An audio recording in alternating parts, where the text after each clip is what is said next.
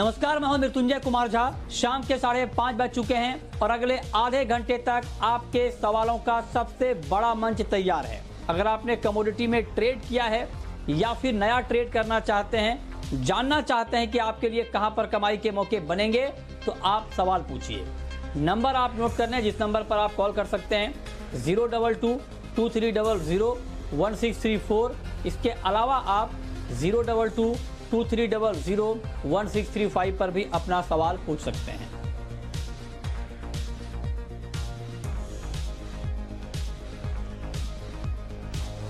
सवाल जवाब का सिलसिला शुरू करेंगे, लेकिन उससे पहले बात करते हैं ऑयल सीड सेक्टर की, क्योंकि यहां पर ठीक ठाक तेजी आई है और मस्टर्ड का जो भाव है वो 4750 के ऊपर चला गया है। सोया तेल, सोयाबीन में भी तेजी आई है। क्या ये तेजी टिकाऊ है? क्या फिजिकल डिमांड अब लौटने लगी है? और आगे मार्केट की चाल क्या हो सकती है? इन्हीं मुद्दों पर हम बातचीत करेंगे। और हमारे साथ इस वक्त जुड़ रहे हैं सुधाकर देसाई, प्रेसिडेंट हैं IBPA के, और साथ ही इमामी ग्रुप के CEO भी हैं। सुधाकर जी, मेरा पहला सवाल आपसे यही होगा कि क्या लगता है आपको, जो ऑयल सीड मार्केट में एक मोमेंटम लौटता हुआ हम देख पा रहे हैं, क्या डिमांड के मोर्चे पर कोई अच्छी खबर आ रही है क्या? हाँ जी, मृत्युंजय जी, थैंक यू वेरी मच। पहली चीज तो देखिए, अप्रैल और मई में इंपोर्ट्स बहुत कम रहा है एंड लॉकडाउन जैसे जैसे खुल रहा है तो होरेका सेगमेंट धीरे धीरे it started opening it up. And on the third side, like you rightly mentioned, rapeseed farmers selling is very, very low because as against MSP of 4425 per quintal, it is operating at nearly 44900. So it is up. Even same with soybeans, as against 3700, the MSP, the market is operating at 3900. So low imports and quite firm domestic crops at this point in time, which is basically soybeans and mustard is the major source of oil. And there has also been NAFED and HAFED buying of quite a good quantity of million tons of rapeseed from the markets. So I think all this put together in the last 30-40 days, it is true that the market has gone up nearly about 15 to 17%. But right now, in the month of June, in the last 15 days, import flow has started. Palm oil has been bought, so refined vessels will start arriving. So market abhi thoda consolidate ho raha hai. The demand will continue till month end because pipeline is very important, क्योंकि there are nearly, आपको पता है कि कितना किराना shops है, कितना street vendors है, sweet meat making shops है, all are coming up to run at 70-80%। आपके पास आपने बहुत महत्वपूर्ण बात कही है कि इस महीने के आखिर तक डिमांड अच्छी रहेगी। मैं आपके पास आता हूं। हमारे साथ अतुल चतुर्वेदी भी हैं, प्रेसिडेंट हैं सी के। अतुल जी, आपका भी बहुत बहुत स्वागत है। आप अभी तिलहन के मार्केट को आगे कैसे देख रहे हैं अनलॉक 1 के बीच? देखिए, मेरा भी मानना है कि मस्टर्ड जो है ना, इसको थोड़ा और मजबूत होने की जगह है। मस्टर्ड की डिमांड काफी स्ट्रॉन्ग चल रही है और डोमेस्टिक ऑयल्स में आज की तारीख में अगर देखें तो मेजर ऑयल जो अवेलेबल है वो मस्टर्ड ही है। तो मस्टर्ड, और अगर मस्टर्ड मजबूत रहता है, मस्टर्ड सीड मजबूत रहता है, तो ये हम लोगों के हिसाब से तो बहुत अच्छा संकेत है कि आगे आने वाले दिनों में जो ऑयल सीड फार्मर है, जो अभी सोइंग होगी सोया की और ग्राउंडनट वगैरह की, उसमें असर पड़ना चाहिए अच्छे दाम देख के। तो जो हम लोग बहुत दिनों से मुहिम चलाए हुए हैं कि ऑयल सीड फार्मर ज़्यादा ऑयल सीड बोए, मैं समझता हूँ आने वाले दिनों में इस पे इफेक्ट दिखाई देने लगेगा। और जो हाई ड्यूटीज पिछले कुछ 1-2 सालों में गवर्नमेंट ने रखी हैं, इसका भी असर आने वाले दिनों में अपने ऑयल सीड कल्टीवेशन पे और मार्केट पे दिखाई देगा। कोई जरूरी नहीं है कि हिंदुस्तान हरदम ही सस्ता तेल खाए। जी अतुल जी, आपके पास वक्त की कमी है, आपको मीटिंग में जाना है। मैं आपसे एक सवाल और पूछना चाहता हूं कि अभी खरीफ सोयाबीन की बुआई का वक्त है, तो आपको लगता है कि जो ड्यूटी को लेकर सरकार को जो भी फैसला करना है, जो आप लोगों ने डिमांड की है बढ़ाने की, वो अभी तुरंत कर लेने चाहिए फैसला, ताकि किसानों के सामने भी तस्वीर साफ हो जाए? और उसी हिसाब से बुआई पर फिर फोकस हो। क्या क्या इसको लेकर डेवलपमेंट है, क्या कहेंगे आप? बिल्कुल 100% इस समय गवर्नमेंट को ऑयल मतलब इंपोर्टेड ऑयल पे ड्यूटी बढ़ा देनी चाहिए। और मेरा ये मानना है कि जो ड्यूटी बढ़ती है ना, वो हिंदुस्तान का कंज्यूमर पूरा पैसा उसका नहीं देता है। जो बाहर का जो वो है, बाहर में उतने मतलब 50-60% दाम तो बाहर गिर जाते हैं। और अगर हिंदुस्तान को अपनी खुद की जो खरीदने की जो ताकत है ना, उसका सही इस्तेमाल करना चाहिए। अगर अपने ड्यूटी बढ़ा देंगे ना, तो आप तो देखिएगा पाम और सोया वगैरह के दाम 50-60% गिर जाएंगे। मतलब समझ लीजिए जैसे एक रुपए किलो ड्यूटी बढ़ी तो उसमें से 60-70 पैसे का इफेक्ट बाहर आएगा गिरने का, और 30-40 पैसे का हिंदुस्तान में। तो हिंदुस्तान को दाम इम्पोर्टेड इसकी बढ़ाने में कोई हिचक नहीं होनी चाहिए। और ये अपने ऑयल सीड फार्मर को भी फायदा ही देगा, जो अपना खुद का ऑब्जेक्टिव भी है गवर्नमेंट का। ये ओवरऑल ऑब्जेक्टिव तो है सर, लेकिन ठीक है, फायदा तो खैर कब कितना होता है, किसानों का कितना, कारोबारियों का, ये अलग चर्चा का विषय हो सकता है। बहुत शुक्रिया अतुल जी आपका, वक्त की कमी है आपके पास, आपको किसी मीटिंग में जाना है। बहुत शुक्रिया सर आपका हमारे साथ जुड़ने के लिए और इस खबर पर अपनी राय देने के लिए। अब सुधाकर जी मैं आपके पास आना चाहता हूँ। आपके हिसाब से अभी ऑयल, चूंकि अभी खरीफ जो ऑयल सीड है उसकी सोइंग का वक्त है, आपको अभी मार्केट के ताजा सेंटीमेंट को देखते हुए क्या लगता है, इस बार बुआई अच्छी होने वाली है? मानसून अगर अच्छा है, अभी तो शुरुआत है, उसकी बात नहीं है। Monsoon should be good in 4 consecutive phases till the harvest time. So prices are good. If the monsoon is good, so domestic crops should be quite okay, but not substantially increase, but should be okay. Okay, ठीक है। तो लेकिन जिस रफ्तार से mustard के दाम बढ़ रहे हैं, उस हिसाब से सोयाबीन की कीमतें नहीं बढ़ रही हैं। इसके पीछे कुछ खास वजह, या आपको लगता है कि सोयाबीन में अभी अपसाइड पोटेंशियल है? हाँ, तो खास वजह है ना कि आपका देखिए सोयाबीन का MSP है 4,400 and 3,710. Market is operating at 3,900. So when the oilseed prices, unfortunately, we have to look at the duty and the consumer and the farmer angle with comprehension. When the soybean prices go up too high, even much above MSP, your meal exports, which is 80% of the soybeans, you have not been able to export any meal at all. 3 million tons का जो meal export हुआ करता था, आज के दिन में not even 5 lakh tons. So exports are suffering because of that. So soybean firm है, but क्योंकि meal export इतना smooth नहीं है, तो crushing pace is much slower. So that's why you don't find so much of a teji. But mustard prices, for example, mustard prices in West Bengal will be about 120 rupees to the consumer, which is a record high right now. So right in the peak season of harvest, mustard का दाम अगर ये है तो आगे जाके और mustard market को थोड़ा ऊपर ले सकता है। एक आपको तो पता है कि मार्केट जो है ना पूरा सेंटिमेंट है। ग्लोबल मार्केट सल्फर ऑयल की वजह से बढ़ा है, Indian market mustard seed mustard oil की वजह से बढ़ा है। और एक चीज मैं खाली ये बोलना चाहता हूँ कि ड्यूटी के बारे में, कि ये रूमर जो होता है कि अननोन सोर्सेस से रूमर आ गया है कि ड्यूटी बढ़ेगा, इससे ट्रेड एंड इंडस्ट्री को बहुत सारा तकलीफ होता है। It should be very clear and clarified and more transparent कि क्या होना चाहिए ड्यूटी पॉलिसी। राइट, चलिए बहुत शुक्रिया सुधाकर देसाई जी आपका भी हमारे साथ जुड़ने के लिए और इस मुद्दे पर बातचीत करने के लिए। चलिए आगे बढ़ते हैं, अब बात करते हैं कि आज के मार्केट में आपको क्या करना है। और सबसे पहले हम बात करेंगे गोल्ड और सिल्वर की। और गोल्ड की अगर हम बात करें तो आज हमने गोल्ड के ऊपर एक पोल किया है और उस पोल के नतीजे बहुत दिलचस्प हैं।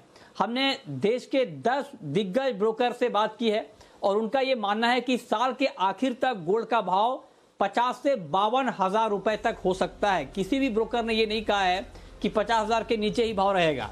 मतलब यह है कि इस साल के आखिर तक आपको 10 ग्राम सोना खरीदने के लिए 50,000 रुपए तक का भाव देना पड़ सकता है। इसको आप ध्यान में रखिए। 10 ब्रोकर की राय हम आपको बता रहे हैं। आज हमने इसको लेकर के एक पोल किया है।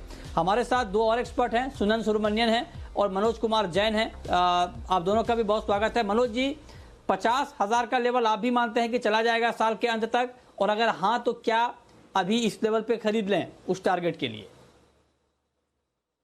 नमस्कार मृत्युंजय। बिल्कुल, यहाँ पे अगर जो लंबी अवधि के निवेशक है तो वहाँ जो रणनीति है वो बाय ऑन डीप की होनी चाहिए।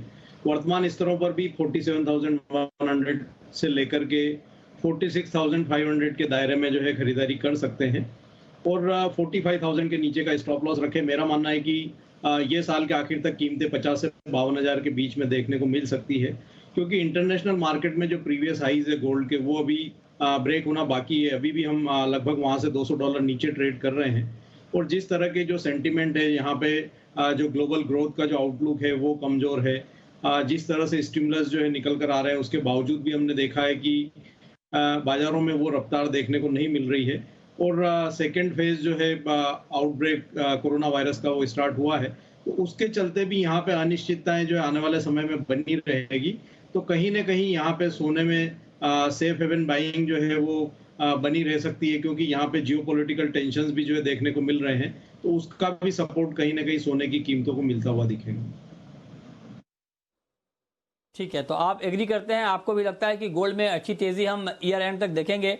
तो ऐसे में सुनंद, ठीक है, ये तो लॉन्ग टर्म की बात हो गई, लेकिन इंट्राडे ट्रेडर को गोल्ड में आज के लिए क्या करना चाहिए? गोल्ड का भाव नीचे है, दबाव में है, क्या ये गिरावट आज के लिए और बढ़ जाएगी, या फिर इस गिरावट को एक बाइंग के मौके के तौर पर इंट्राडे के लिए देखा जाए? बात अगर हम करें तो इंट्राडे बेसिस में अभी भी और करेक्शन एक्सपेक्ट कर सकते हैं मार्केट में, और 47,000 लेवल से काफी अच्छा सपोर्ट मिल रहा है। लेकिन मैं एक सेल ऑन राइज का रेकमेंड करूंगा, 300 लेवल्स के ऊपर सेलिंग कर सकते हो। अगर आप नीचे टारगेट रखना चाहते हो 47,000 तक आप टारगेट रख सकते हो। अगर आप स्टॉप रखना चाहते हो 47,450 तक आप स्टॉप मेंटेन रख सकते हो। ये एक क्रूशियल फैक्टर यही है कि मार्केट में अभी जो वॉलेटिलिटी है अभी भी बढ़ता रहा है, लेकिन जैसे गोल्ड प्राइसेस काफी सस्टेन कर रहा है, तो ये जो आपने जैसे कहा था ये थोड़ा सा नियर टर्म के लिए दिखेगा। तो आज के दिन के लिए अगर आप बात करें तो करेक्शन एक्सपेक्टेड है 47,000 के लेवल तक हम नीचे कर सकते हैं। ठीक है, ठीक है। चांदी को लेकर के आपका व्यू मनोज जी क्या है? क्या सिल्वर में भी अभी बाइंग का ट्रेंड या फिर बाइंग का मौका आपको दिख रहा है? काफी वॉलेटिलिटी है मृत्युंजय, लेकिन वर्तमान स्तरों पर खरीदारी के लिए मैं रिकमेंड नहीं करूंगा। यहाँ अगर थोड़ी और गिरावट आती है टुवर्ड्स 47,700 के आसपास, तो वहाँ खरीदारी करना चाहिए, क्योंकि हमने देखा है कि पिछले कुछ ट्रेडिंग सेशन से 1 से 1,500 के दायरे में जो है सिल्वर की कीमतें ट्रेड हो रही है। तो यहाँ पे गिरावट में 47,700 के आसपास आए तो खरीदारी करना चाहिए, क्योंकि मोमेंटम यहाँ पे पॉजिटिव ही दिखता है, और बार बार जो है निचले स्तरों पर सपोर्ट देखने को मिल रही है। तो 47,200 के स्टॉप लॉस से 47,700 पे खरीदारी करें। ऊपर में 48,500 तक के लक्ष्य यहाँ रख सकते हैं। ठीक है, ओके। अब शुरू करते हैं सवाल जवाब। पहला सवाल है रोहतास का गंगानगर से। पूछिए रोहतास जी।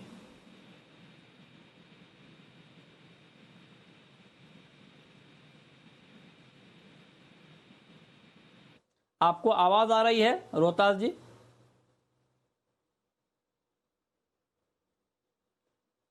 लगता है उनसे हमारा संपर्क नहीं हो पा रहा है। अगला सवाल है दिलीप का, हैदराबाद से हैं हमारे साथ। पूछिए दिलीप जी। हाँ जी, नमस्ते जी। जी नमस्ते, मुझे पूछिए। ये सनफ्लावर ऑयल और दूसरे जो भी एडिबल ऑयल उस पर ड्यूटी बढ़ने का चांस है या नहीं है, ये कंफर्मेशन चाहिए, क्योंकि काफी समय से सुन रहा हूँ मैं। नहीं, कंफर्मेशन नहीं, आप सुन तो रहे हैं, लेकिन कंफर्मेशन जब आएगी, ऑफिशियल जब कोई खबर आएगी सरकार की तरफ से, आप जी बिजनेस पर देख लेंगे। लेकिन स्पेकुलेशन के ऊपर मैं कोई कमेंट नहीं कर सकता हूं। चर्चा मार्केट में है, लंबे समय से है, और लेकिन अभी इसको लेकर कोई आधिकारिक फैसला नहीं हुआ है, और जब होगा तो सबसे पहले ये खबर हम आपको ज़रूर दिखाएंगे।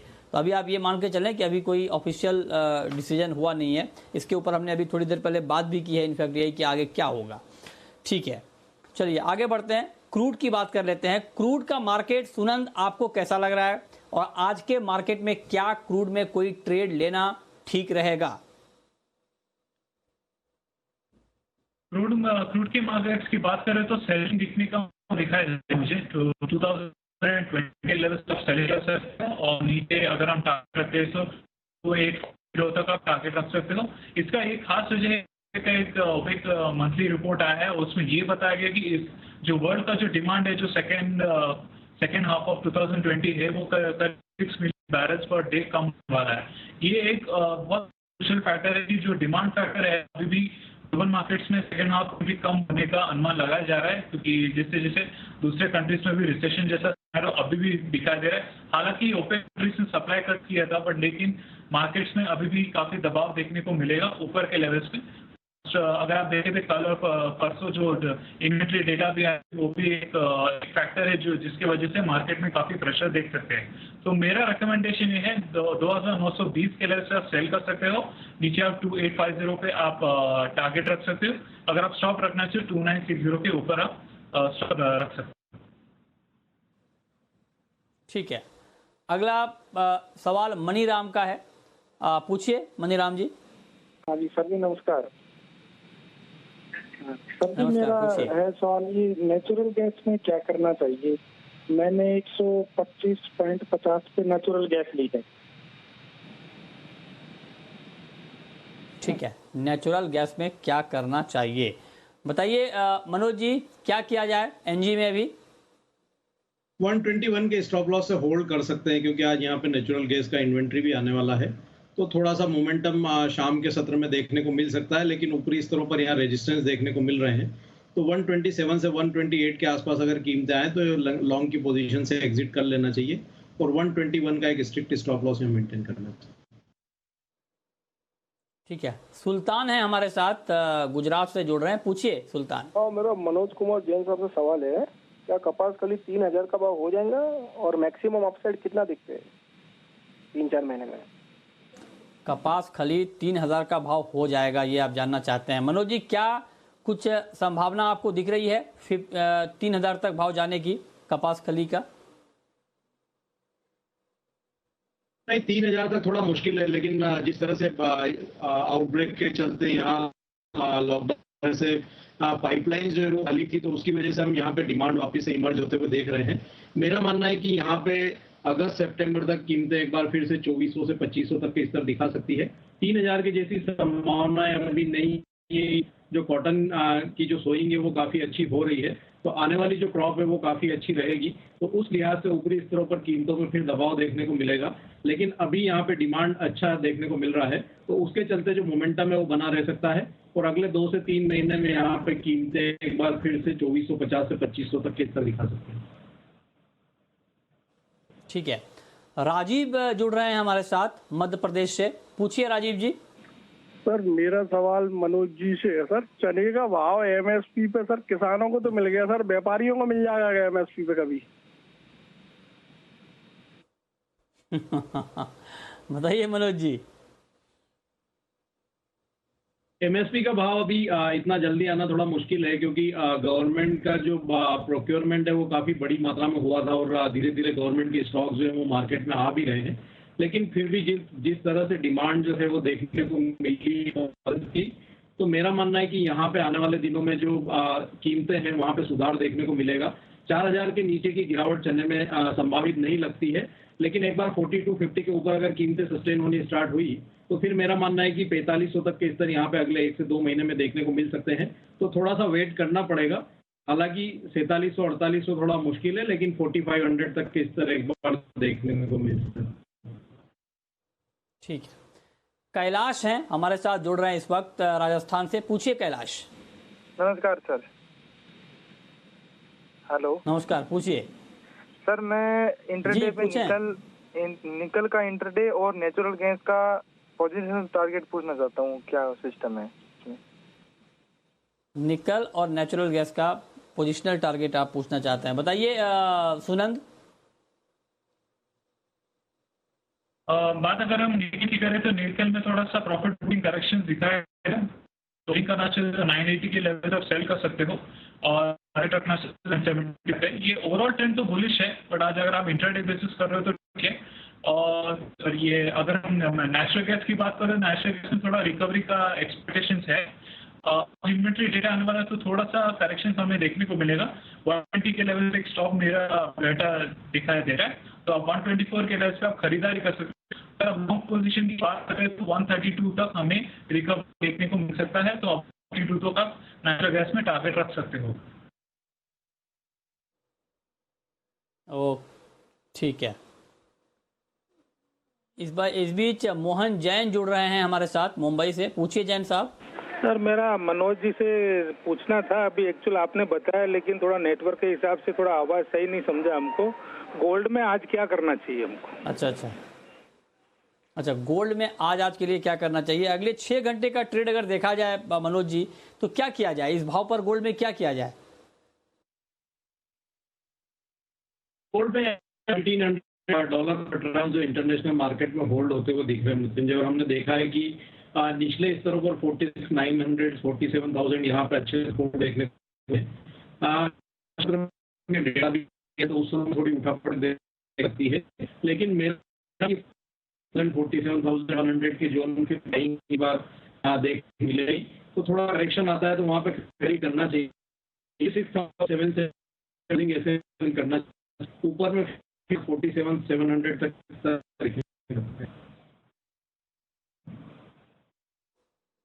अगला सवाल है राजस्थान से, पूछिए।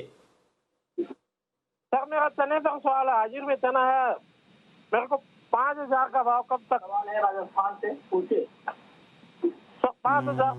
सुनंद, हाजिर में 5,000 का भाव चने में आप देख रहे हैं क्या?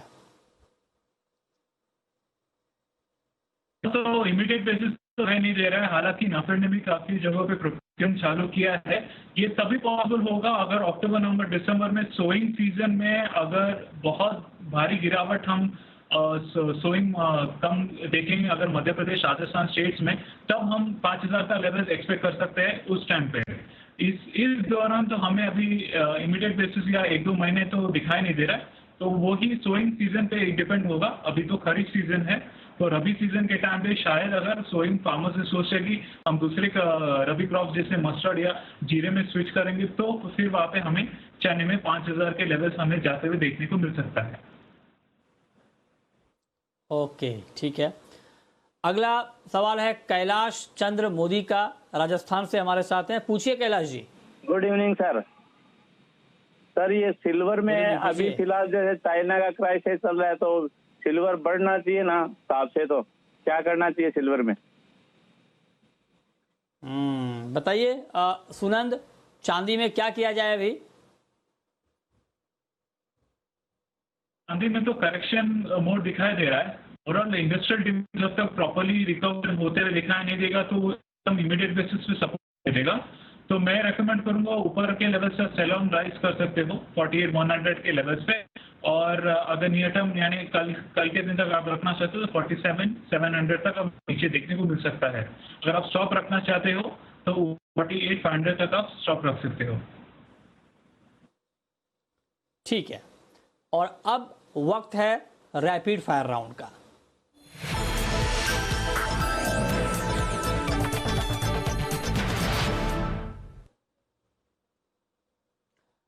मनोज जी, आपकी पहली रैपिड फायर कॉल क्या होगी? यहाँ पे सोने में थोड़ा सा डीप आया, 47,100 तो खरीदारी करना चाहिए। 46,770 का एक स्टॉप लॉस रखे, सिर्फ 47,700 तक के लक्ष्य लीजिए। आपकी कॉल सुनंद? मेरा कॉल धनिया पर है, 6,050 के लेवल से आप खरीदारी कर सकते हो, अच्छा मौका मिल रहा है। 6,300 तक आप टारगेट रख सकते हो। अगर आप स्टॉप रखना चाहते हो तो 5,950 के लेवल पे आप स्टॉप रख सकते हो।